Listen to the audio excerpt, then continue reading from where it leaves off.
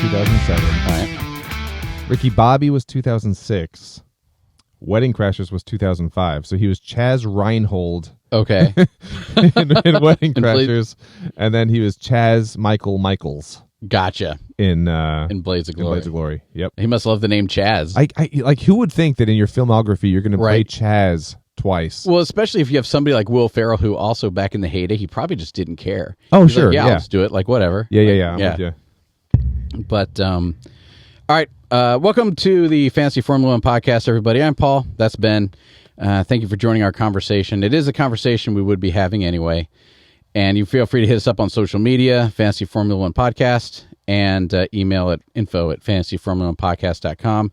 And I am, because now that we're in the season, I wanted to put this little disclaimer out there. Remember that we are not here to criticize, pass judgment, or talk crap. We're here to talk about the 20 best drivers in the world and how their skills transfer over to this little game we call Fantasy Formula One. And it's becoming, especially now that the season is open, it's pretty obvious that the rules of Fantasy Formula One, as they continue to evolve to make it more challenging for us based on kind of the car evolution, I think. But we can get all that in a second. And I would do the other disclaimer. Absolutely. That we're at my house and we are having brickwork done on the exterior. So if you hear a jackhammer going on, that is exactly what's going on. Oh man, I was going to go with like the facade of professionalism, and like in the suite above us, they're working on a couple. Oh, of, that would be so much better in the some suite set above design us. going on right now. Major motion picture. Yeah. Can't stop it. Couldn't avoid the scheduling issue. They're filming tonight, so they had to build out today, and they could. Yeah. Yeah, I might go ahead and cut that so that it sounds a lot better than "Hi everyone, we're in my basement." But anyway, Ma, meatloaf. Meatloaf! And that brings us back to the Full circle moment. circle. This is good. All right, so this weekend we saw the first F1 race in Bahrain. I have one more. Go for it too. So we've just made it through week one. This was, the season has officially begun. Oh, would you mind moving my leftover lunch? If it's probably in shot. Were you just eating croutons? I was just eating croutons So yesterday. we actually did gain a new sponsor, Texas Toast. Texas Toast. Yes, we naturally have you on set, so you can go ahead and feel free to reach out to us. Okay, but I'm a bit of a T Public junkie here. Oh, there we go. This is for you, Paul. Here you go. Oh, thank you. No problem. And again, I'm the layman here, so I've Monday, Tuesday, Wednesday, Thursday, qualifying race day. That is sick. I appreciate that. and I'm fully on the train now. Oh, there we so go. I got DRS activated. It's got here just That in is time, great. just before record. So I was excited. I have a new shirt to wear now. Perfect. We need to rock these totally. I love so great. Thank you. Yeah, no problem. Oh, did you notice the DRS train? A little. Well, and we'll get into it. I'm not going to try and jump ahead. All right. So, takeaways from this weekend. Let me go to. So we're going to navigate away a little bit, and this is a little bit of a tutorial on how to use F1.com because I love. What do you think? Should I use the F1.com or should I use my own spreadsheet? I don't know, man. Whatever you prefer. You know to what? do. We will go for just right now. We will go to the standings that they have. So you can come here 2024 for. Oh, that's their advertisement. Click over here on Bahrain 2024 races, drivers, whatever. We're going to go to Bahrain, and here's all the results. So this is where I get all my results for all the stats that I work. Yeah. All right. Here mostly about the race results. Max Verstappen was in the lead by, as you can see here, 22 seconds when the race ended. That's insane. And it is a rinse repeat of last year. Okay. All right. Last year, as soon as you give Max Verstappen clean air, he's just gone. And then his teammate, Sergio Perez, as he did here, eventually works his way up to second place, but by a much narrower margin, right? So sure. He was only in second place by what, 2.5, 3 seconds? 3 seconds, exactly. So let me just ask there. So Max and Sergio have essentially the same car. Mm-hmm. So that 20-second disparity between he and his teammate, that's just the Max Verstappen factor. That's and if you ask 20, that was supposed to be a question mark. There was supposed to be that's absolutely. a factor. That's a factor. And if you ask 20 different people, you'll probably get 21 different answers. My belief is that Max Verstappen is the once-in-a-generation capable driver who, not just saying his reflexes and his driving ability are there, but his ability to communicate it to his engineer, and for the ability of that engineer to make it a reality for the car, his driving ability and that level of being in sync, like all of it's coming together to have this capability. Sure. And is Sergio Perez, are the cars identical? I don't know. Is the issue that Sergio Perez isn't, in quotes, as good of a driver? Maybe, but also no one's as good as Max, right? Sure. If you look at Sergio Perez, he is neck and neck. He passed both of the Ferraris. So Yeah, absolutely. I firmly believe that it's everybody else in the world equals normal. These are the best drivers in the world equals normal. And then you have Max that for his ability and for the capability with the car and stuff like that. There's also, and we talked about it on a previous podcast, he likes his cars a little looser, so he's always on the edge of control, and he can just kind of keep that in. Yeah. Where Sergio Perez likes it a little more stiffer, and then he pushes it. I gotta wonder, you have these generational talents in each sport, and I gotta wonder, on your attribute assignment, when you're creating Max Verstappen as a character, he's got so many points in driving skill. He's got to suck at some really basic things. I bet if Max Verstappen tries to make a peanut butter and jelly sandwich, he's going to injure himself so badly before he's even gotten a knife. It's going to be reaching for bread. Something's not going to compute. Something basic. It has to be, otherwise the world wouldn't be. Oh yeah, his shoes are on the wrong feet, and he's just doing it in the dark. Otherwise, it's just really unfair for the rest of us that he's this good at driving. Yeah, you put him in the car, he's unstoppable. Exactly. The man can't feed himself. Hopefully it's something like that, because this is just, it's amazing. And the fact that the rest of the field, and this is me repeating commentary from other drivers. Yeah. So Bill Buxton is one of the commentators for F1. And I love his insight. I love how he's always a guy in pit road. He's a guy who walks up between the cars on the grid and gives you a quick update on him. I love listening to his commentary. Sure. One of the things he said, and I hope I'm not misquoting him, is that the Max Verstappen's qualifying time last year that put him on the pole would only have been good enough for 8th this year. Really? That's how much the cars have evolved. That's how much just year to year. It's year to year, especially since Red Bull was so great last year. Everybody adopted him, so now everybody is that much faster. Wow. So if Max Verstappen hadn't touched anything from last year and put up the same times, he would have been 8th.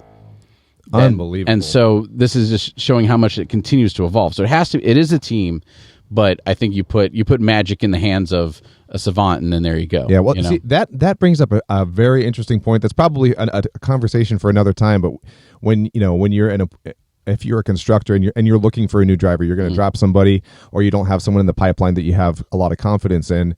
You would think, man, there are so few drivers of this caliber.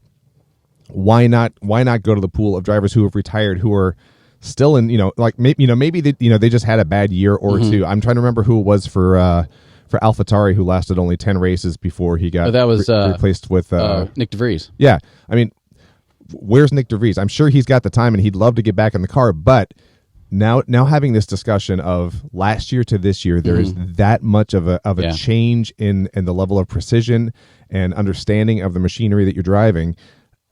That curve has to be so frightening to try to retackle. If you miss your window, then you end up like Mercedes, and constructor wise, then if you think you're doing it right and then you get it wrong like Mercedes, and you find yourself behind for 2 years. Yeah. But to your point about the individual driver talent, you have drivers who, if anybody, Red Bull hasn't had a new driver in a while because you have Max and you have Sergio. Sure. So there is and I forget if it was where I read it was I forget if it was Drive to Survive. It was one of the different one of the different episodes you have on F1.com, but it talked about a guy who's a test driver for or maybe no, it was that's it. Sorry, I'm connecting. It was a driver last year, not Logan Sargent, but Liam Lawson.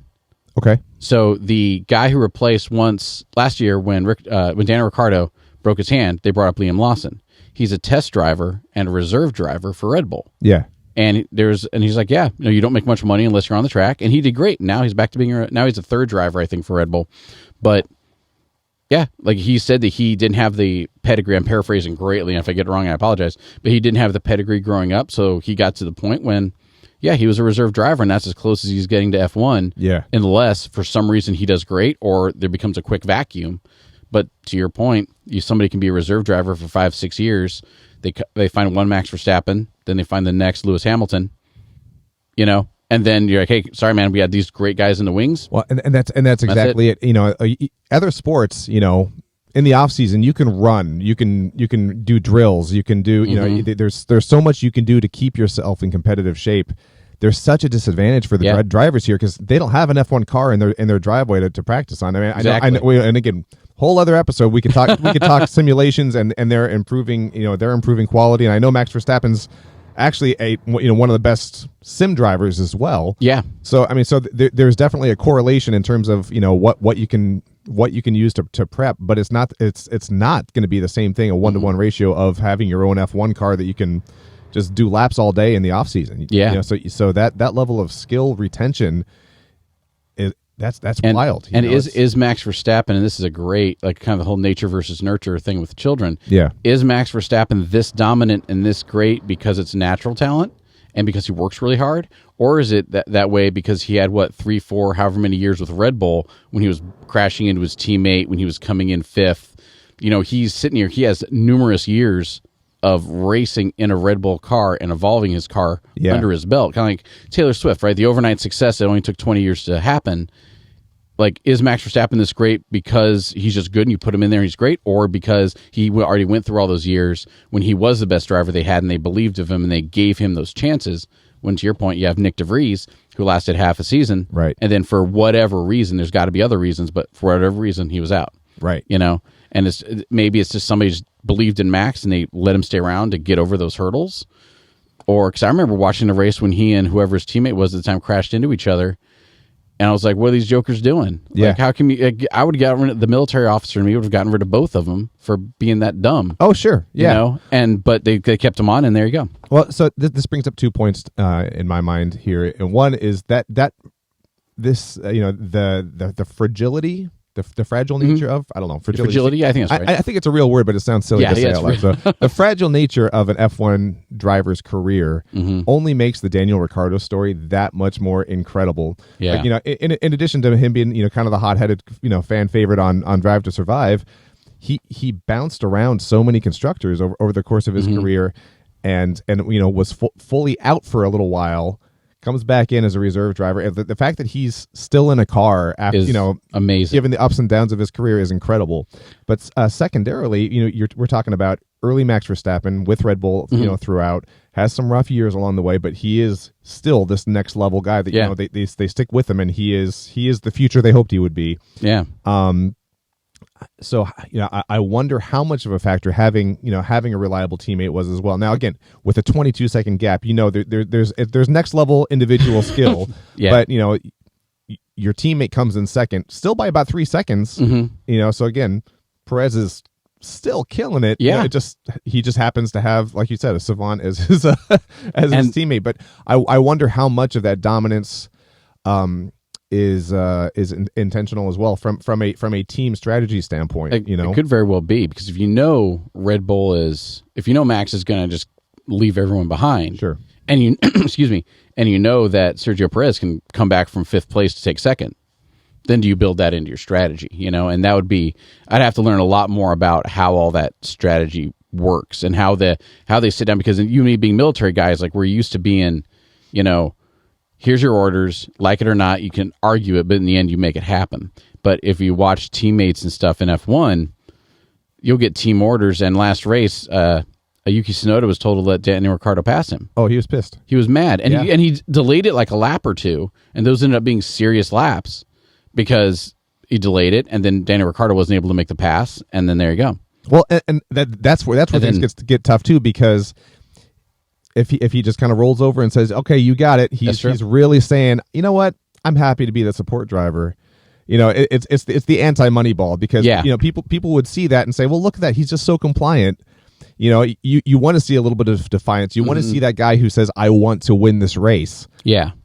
But yes, otherwise he's weak. But at the end of the day, they came in P13, P14. Yeah, and we're gonna discuss RB, because I went heavy into RB and it did not. Yeah, so I mean, pay out. I think there's a time to strike out on your own and say this is mine. It was, again, like 2 years ago now, when Sainz was like, no, I've been in 143 races.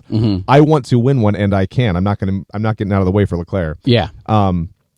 That not the best team moment, but I get it. But you get it. This one, you know, P13 versus P14. Yeah, I mean, if the whole intent of your constructor is, man, we'd love to get into the points today. Yeah, I mean, be a teammate, and yeah. And as soon as, and I have to think like, and maybe I'm just thinking wrong, but I have to think that as soon as the team's watching it, they're like, hey, team orders do this, sure, and and I'm supposed to let you pass so you can get 10th for whatever reason, and I do that. Then at the end of the day, they're not going to be like, well, man, you suck because you let Ben pass you, and Ben's always finishing ahead of you. Well, yeah, half the time you tell him to. But also, I guess, would they be telling you to finish ahead of me if I could just do it myself? Right. I don't know. But I mean, and that harkens back to why we're sitting here to begin with. There are so many variables you can pull apart to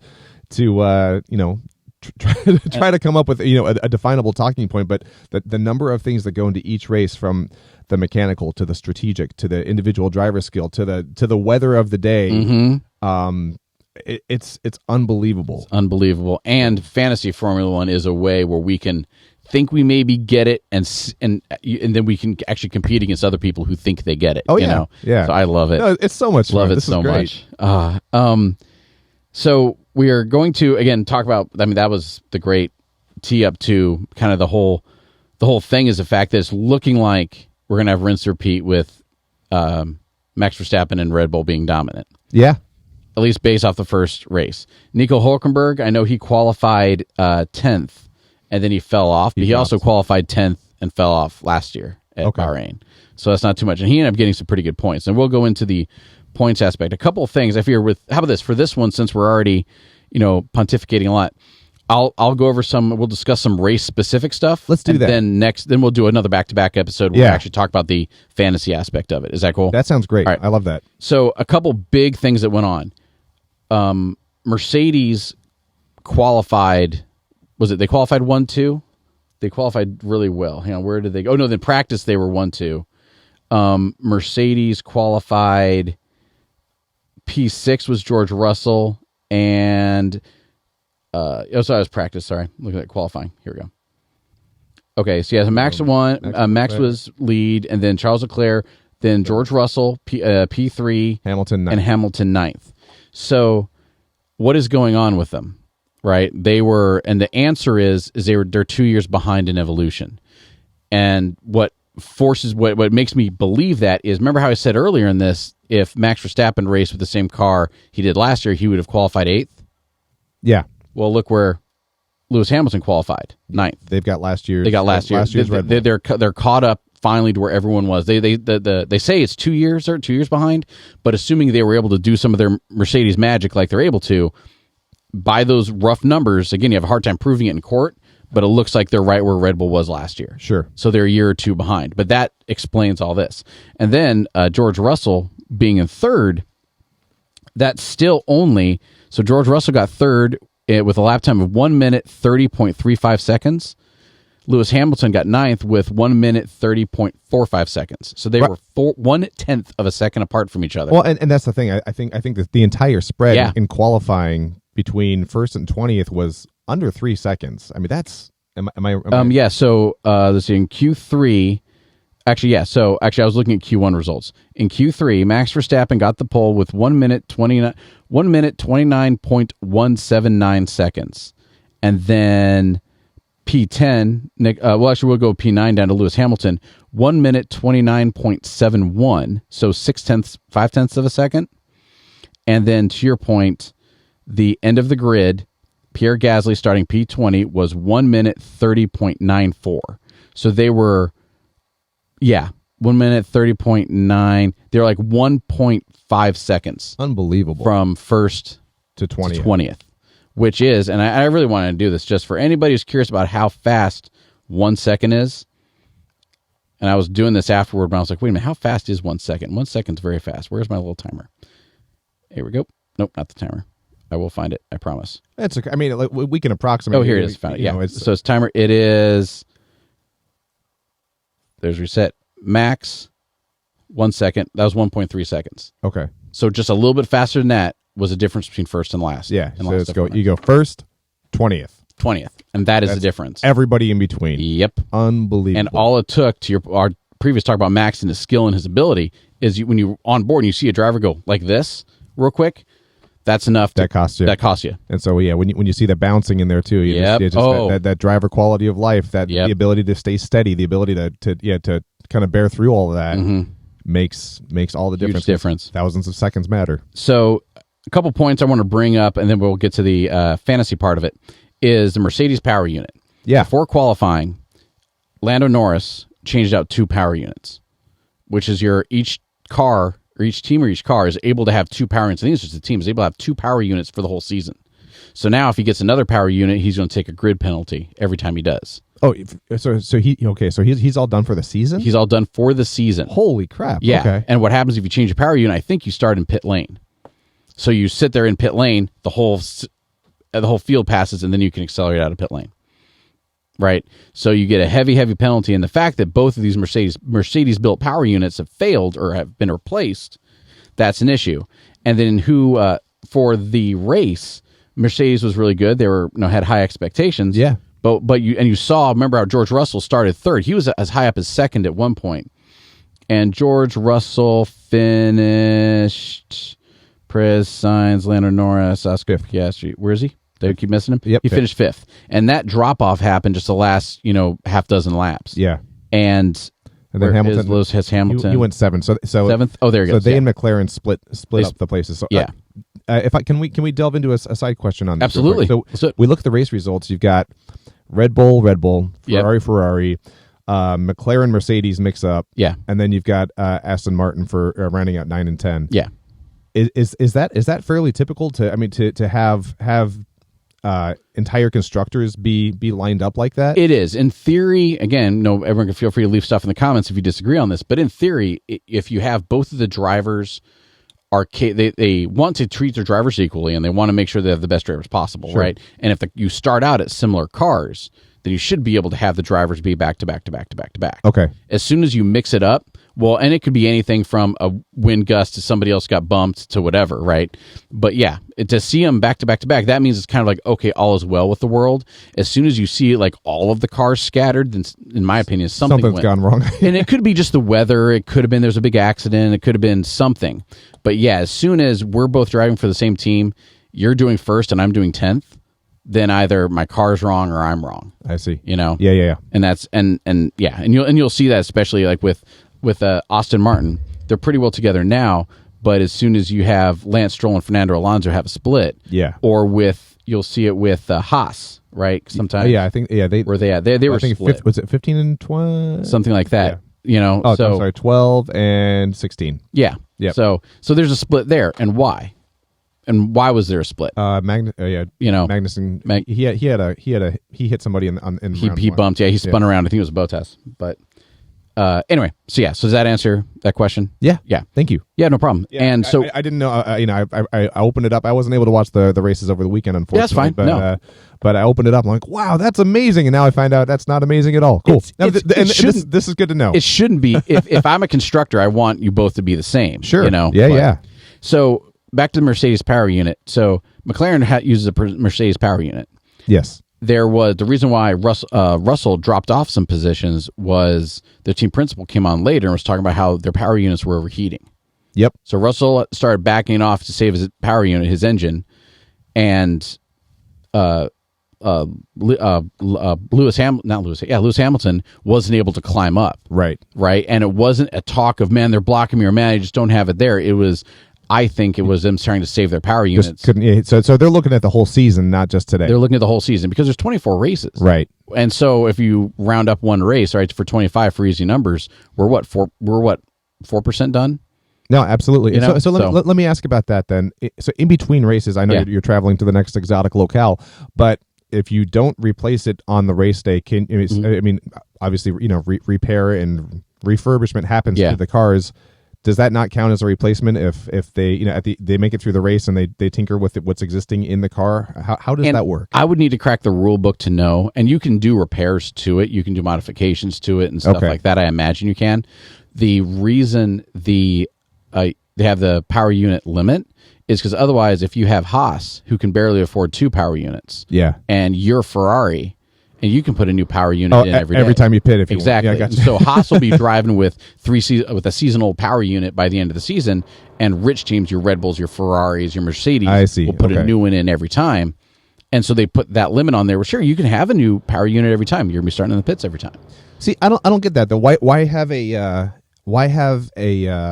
funding cap for the season, and then also an equipment cap as well? Why not say you have this much to spend this season? You can buy all the power units and then just hire some hobos off the street to change your tires. And exactly. I know what you mean. I'm going to a stupid extreme here, but I'm like, why is there a penalty for that if you already have a limitation to how much you can spend on your for your constructor? And I think that comes in. I think it's multifaceted. One is it prevents somebody like Red Bull, who has a great car that's really dominant, and they just want to recycle their power units all the time. Yeah. And they don't need to spend, and they do, but like they don't need to spend that much money on getting their car faster. So they just do that, and it gives them that unfair advantage. Gotcha. But also, and I say all that to be like, is it or is it not? I don't know, but that's what people would say. Okay. The other thing is it's not a year to year. It's not 1 year you get $5,000, next year you get $5,000. It's over the course of 3 years you get X number of millions, right? Yeah. So you're always, and I don't know what the origin is, but you're always, borrowing from the right hand to pay the left sort of thing, where you have like a 3-year evolution, and you kind of budget out your money to spend, and if any money you spend this year, you're not going to have next year sort of thing.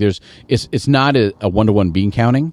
So as soon as they say it's just money, well then this year I'm going to take my 3 years of budget, and if I spend it all in 1 year, now suddenly I have the best shot of getting a championship, which means I get more money, which means I get more budget. Okay. And there's something like that in there. Again, if somebody's interested, please send me an email or leave a comment or something, because I'd love to learn more about that. But I know it's just not as simple as one-to-one. And what makes me kind of think this is, it was last year or the year before, they like that sound? That's a fun one. That's a fun one. Last year or the year before, it came out that Red Bull went over budget on like catering. They spent too much money feeding their people. Yeah, and I think it was like a $400,000 over. It was, relative to the price of relative to the to the price of any element of F1 racing, isn't that much money. But I mean, it's still $500,000. And if you listen, I think it was Mercedes, one of their detractors. They were saying that, well, no, and Red Bull was saying, no, we're feeding our people. It didn't come out of our car budget. The other teams are saying, well, no, if they overfed their people, the money had to come from somewhere, right? Like they're not going to just. We're not the federal government, right? They can't just make money. Money has to come somewhere. So, yeah, but and it's very, very nuanced. It's simple enough to be like, okay, 1 + 1 has to equal 2. Right. But it's complicated enough that there's people who their whole job is making sure that they balance their budget. And one of the ways to kind of make it, because it was just recently, within the last couple of years, when they redid the formulas, when they put that salary cap in, so teams can actually compete. And now it's working, right? Now you have all the fields within a second of each other qualifying, when before it was just your Ferraris, you had your haves and have-nots, and now it's getting closer together. Yeah. I just got to imagine being in like an F1 financial auditor. Oh, gosh. How much would you use that title to your advantage? Like, you're going out on a first date. You're like, oh yeah, I'm an F1. Like, oh, you're a racer? No. We just make sure they don't spend too much money. And you put the tires on and take them off? No. Are you sitting there with the strategy? No. Do you give the driver a coffee? No. So how often do you travel? Not much. No. I can remote most of it. How's this going? I'm having a great time with you. Where do you think? Right, and then the person on this date doesn't realize that the person on a date with is like an accountant, and they're like, "Oh my gosh, it's so awesome!" Oh no, that's exactly it. Yeah. It works for about 5 minutes, and then don't ask too many questions. Exactly. Moving on from the power units, Mercedes, McLaren, Aston Martin, and Williams all have Mercedes power units, Mercedes built power units.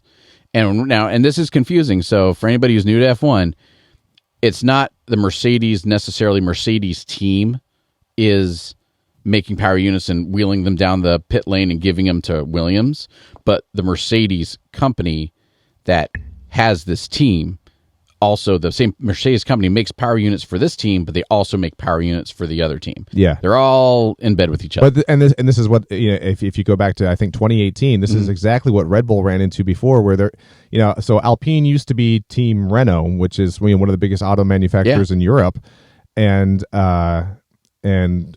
is it Christian Horner is his name for Red Bull? Yeah, principal for Red Bull. Principal, yeah, he was kind of not so subtly implying that, well, of course, Renault is going to have better customer support, better tech support for Team Renault than they're going to have for Red Bull. Oh yeah, is it quantifiable or measurable? Not necessarily, but there, the level of support being provided from team to team, was maybe noticeably different. And so the following year they're like, we're not taking Renault anymore. Well, we're going to switch to I think it's Honda, right? I think they have Honda power units, and that's what made the whole things more juicy then too, because then at the end of that season, then Daniel Ricciardo jumps over to Team Renault, which obviously didn't go well for anyone. No. But so that has been intriguing to me as I've been learning more, the fact that you have these auto manufacturers who also have their own teams, but they're lending out their platform to other teams. There's got to be some crazy disparity there. There has to be, and I think that they're all professional enough to do to do their job. But to your point, as soon as you're Ben the engine manufacturer and you have a Ben team, well, you're going to be a lot more comfy with them than as soon as I come, hey, can I use one of your engines? You're like, sure, talk to my customer service department. Yeah. As soon as you're the Ben race principal, we can just walk on in and, you should be getting better service. Otherwise, what's going on? Well, and so that's what kind of surprises me. Here you've had Red Bull so dominant over the last couple of years, and they've really they've stuck with Honda. And so then you've got AlphaTauri, which became RB Racing. They also use Honda, but they're the only other constructor that does. At what point, I wonder, do you see those lower to mid-tier teams like Kick Sauber and let's say Williams kind of going, maybe we should try Honda, Yeah. I wonder if that's the case, because Williams is Mercedes. Words are hard. I'm looking at an old list because they still have AlphaTauri listed. Stake, which I think is Kick Sauber now. I think we can but they and then under the on the, so when you look at car or constructor, you have Honda, Red Bull Racing. So you have Red Bull Racing, Honda RPT, Red Bull something. Oh, look at that! Yeah. So they have Honda, Ferrari drives Ferrari, Mercedes. Well, and that's the thing. Like, Ferrari's always going to use Ferrari. Oh, Mercedes is always going to use Mercedes. So I would think that might be kind of like your backdoor chance into gaining a little bit of an advantage, because you don't necessarily have that loyalty to a specific platform, except that Haas, the American team, is actually owned by Ferrari, correct? So let's check. Let's roll it down. Yeah, so Kevin Magnussen is Haas Ferrari. Yeah. Which makes me think that the Ferrari is their power unit, because McLaren, Mercedes, I think the second name in it is just where their engine comes from. So I see. Okay. Red Bull, Honda, RPT, so they have the same engine. Williams is Williams, Mercedes. Haas is Haas Ferrari. Alpine is Alpine Renault. I guess they're staying Kick Sauber Ferrari. Yeah. So I guess the second name is just what their power unit is. Okay. So do we know if Haas is actually owned by Ferrari? We have to look that up. That'd be some good research. Okay. But I know it looks like they're driving a Ferrari power unit. Interesting. Okay. Yeah. And I know Haas has been in and out of it. So you could it's a full-time job keeping up who owns Haas and what they're doing. Sure. Because again, this is a very quick back history, but Haas was the first team ever to be like, we're not making our own parts. They go around to everybody else and they buy from them. So they are because right now, in order to get a lot of the money involved in a F1 team is you have your factory, you have employees, you have people who custom make you parts, right? Yeah. And there's this massive supply chain. But what Haas wanted to do is, well, if everyone else has that, we will just buy from them. I see. And then take those parts, put it together, and then as soon as we want a new part, well, we can just go to Ferrari and say, hey, Ferrari, we want this new part. Yeah. Well, I mean, again, the barrier of entry to create to be a new constructor in this league, in this I don't know if that's the correct word, but it's measured in the billions. Yeah, exactly. And so I get that as a foot in the door cost cutting measure, but I think, it's inevitable though that Yeah, they're last. They've been struggling for years. There comes a point where it's we have to be our own entity. We have to be doing this ourselves, and we have to find a way to attract smart engineers who can innovate. Yeah. So and if there's sorry, I was going to talk about NASCAR for a second, how they're a little bit different, because NASCAR does it completely different here in the United States. Okay. But we'll go into that later. So those are the power units.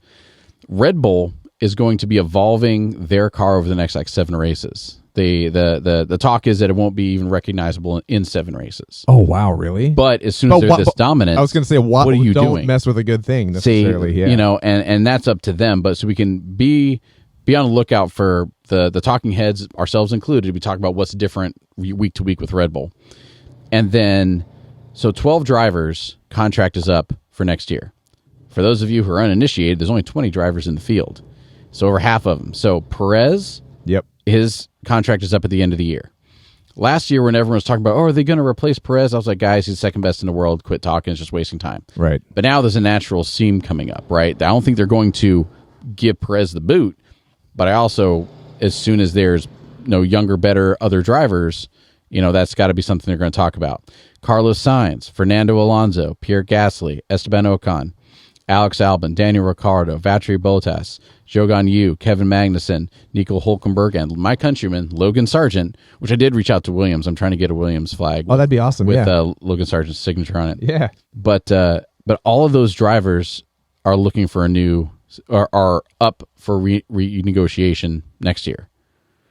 And so I think we're going to see a lot more this year of people with their elbows out, of people not necessarily following team orders. Sure. Or doing it reluctantly, because if I'm, pick anybody, if I'm, Fernando Alonso, and for some reason, maybe that's not a good idea because the other driver's dad owns it. But if you're any one of these drivers, if I'm a driver and my contract's up at the end of 2024 and you're the team principal and you're like, hey man, back off, let your other teammate have it. I do that too much, well then I'm going to lose my seat because I won't have the numbers. No, absolutely. So let's talk about this real quick. So Perez, number 2 in the world right now. $45 million pay gap between he and Max Verstappen. Yeah, he's at like 10 and Max is 55. Jeez. And I mean that's as of a year ago here. Yeah, so under current contract.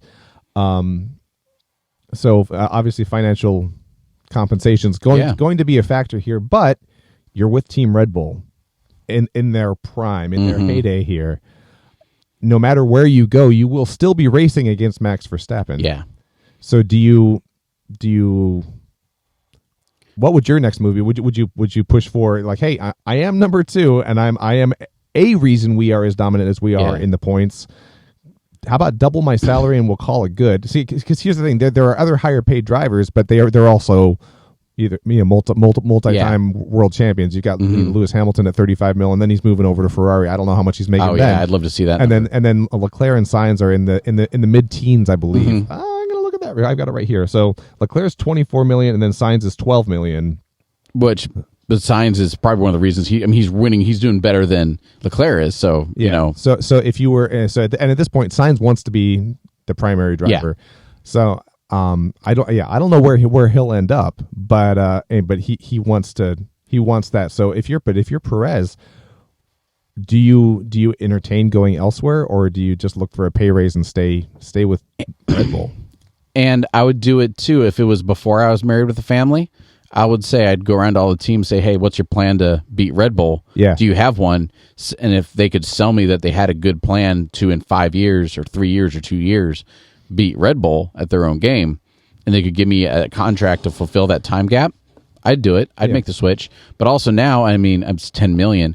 But as soon as I'm like, there's that big, if you're getting paid 55 million, I'm getting paid 10 million. Yeah. The question has to be, do you value me as a driver? Right. And if they're like, no, you're going to be playing second fiddle and blocking for Max Verstappen so you can continue being a legend, then to your point, okay, pay me 30 million for it. Yeah. If you think if that is who I am in this world, it's one of those, you are amazing, you are number 2 in the world, but people are not going to remember you. They won't remember you.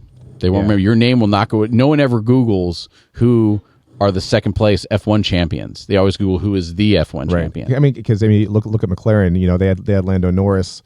Pretty much, he was getting ready to shop around. Yeah, it's like this. It sucks.